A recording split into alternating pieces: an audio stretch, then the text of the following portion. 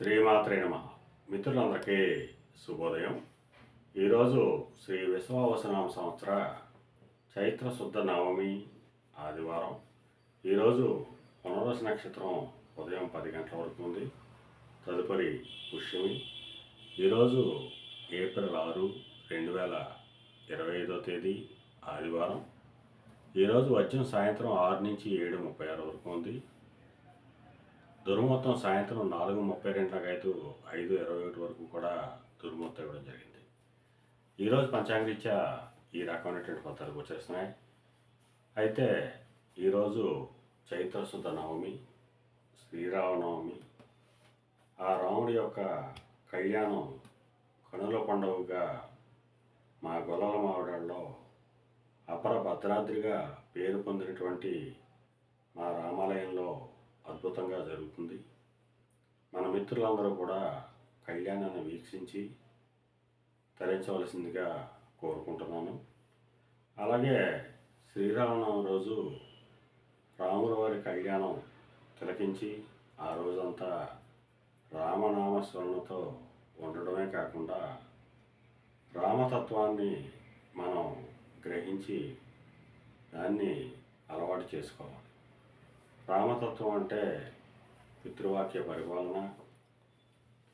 ఎంత కష్టం వచ్చినప్పటికీ కూడా భార్యని విడిచిపెట్టకుండా ఉండడం, భార్య కోసం శత్రు సంహారం చేసి భార్యని గ్రహించడం, అలాగే ఏకపత్ని వ్రతం, ఇటువంటి రామతత్వాలను మనం గ్రహించాలి. ప్రతి సంవత్సరం శ్రీరామనవమికి ఉపవాసం ఉండడం, కళ్యాణం చూడడం, లేదంటే రాముల వారి ఆలయానికి వెళ్ళి కళ్యాణాన్ని వీక్షించడం, అంతటితో దాన్ని విడిచిపెట్టకూడదు. రామతత్వాన్ని మనం అలవాటు చేసుకోవాలి. ఈ రామతత్వం అనేటువంటిది చాలా లోతుగా ఉంటుంది.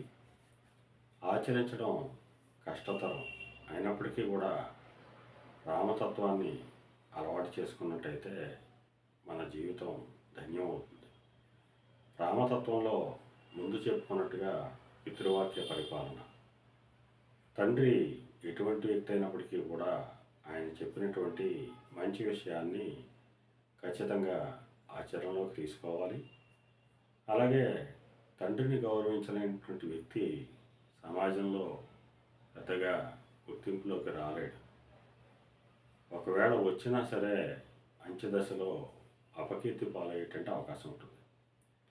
అలాగే భార్యని శ్రీరామచంద్రుడు అగ్ని ప్రవేశం చేయించింది సమాజం కోసం, అలాగే జనానికి తన భార్య యొక్క సౌశీల్యాన్ని తెలియజేయడం కోసం అగ్ని ప్రవేశం చేయించడం తప్ప ఆవిడ్ని అనుమానించడం కాదు.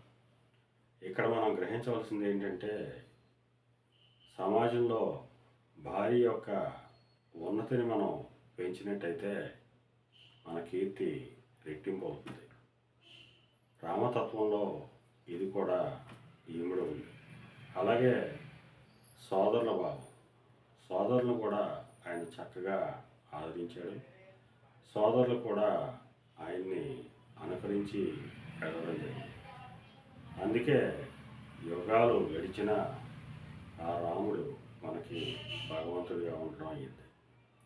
ఈ రామతత్వాన్ని బోధించడానికే ఆ శ్రీ మహావిష్ణువు రామావతారంలో మనకి ఈ విషయాలు చెప్పడం జరిగింది.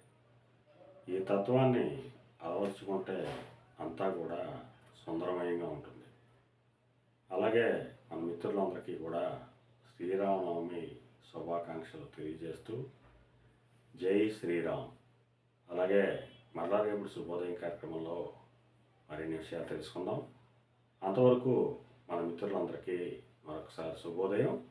ఇట్లు మీ పెదబాబు సిద్ధాంతి, గొల్లల మామిడి.